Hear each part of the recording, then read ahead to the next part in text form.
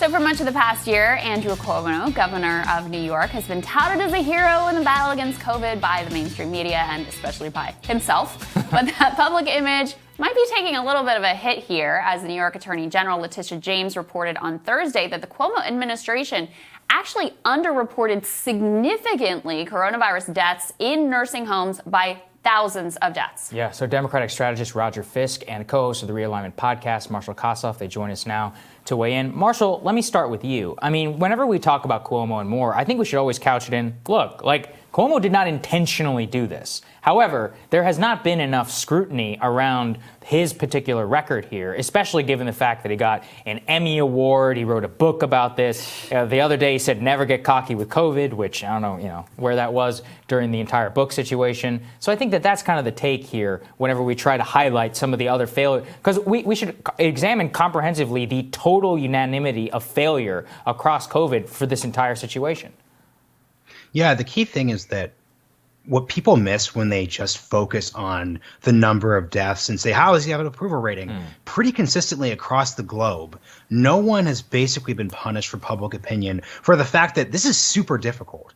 Obviously, that's the understatement of every single one of my appearances on Rising, obviously. But it's incredibly difficult to navigate the coronavirus, especially in March, April, May, when the CDC was telling people not to wear masks. There's always different confusing situations.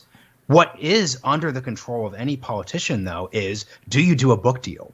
Do you tout yourself for the Emmys? Do you run a victory lap when you're still completing the first of 4 laps? That's the part that I just don't understand, because it seems from my perspective the strongest move for him would have been to just put his head down and do the work, at which point he would have been rewarded for it and then release the book, if there's actually something to be gleaned from it, because that would be the reality there. So I think a fun thing is, I would actually be curious at this point. We've all dumped on this book so much. I want to know what is actually in it, because I don't know or possibly understand what you'd be touting in August when the copy was due.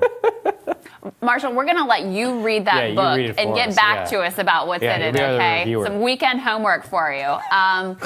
Roger, here's the thing. And just to remind people of the context here, Cuomo has come under fire for a decision that nursing home residents who'd been infected with coronavirus were brought back into the nursing homes, resulting in increased death in those nursing homes. Now, he has dismissed these attacks entirely as, they're just bad faith partisan attacks coming from Republicans.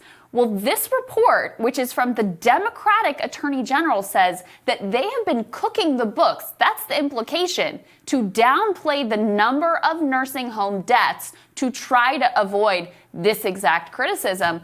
I mean, that he does. Look, there's no direct blame being assigned here, but it certainly looks like they undercounted the deaths by more than 40% in nursing homes. That is really incredibly significant. It is. I'm sorely tempted to take a sarcastic posture and say that Governor Cuomo's actions so far have been perfect. And if he hadn't done what he did, then 2 million people would have died. But I'll set that aside for now. We touched on this, I remember, a couple months ago. And I agree with Marshall's point about, the idea that someone would spike the football when we're still maybe closer to the beginning of this than we are to the end. But at the same time, I'm not a reflexive kind of tribalist. I have absolutely no problem with putting this entire situation under a microscope, looking through the communications. The question is how much intent was there in fudging the numbers, or was it I think Marshall's point was it taking place when there wasn't as complete a set of understandings as we have now? But if there was malice and there was an attempt to play the numbers, similar to possibly some situations that we're seeing surface in Florida now, then that should be scrutinized and there should be accountability. I have absolutely no problem with that. Yeah. Well, great talking to you guys. Really good analysis. Appreciate you both. Have a great weekend, guys. You too. And we'll have more Rising for you after this.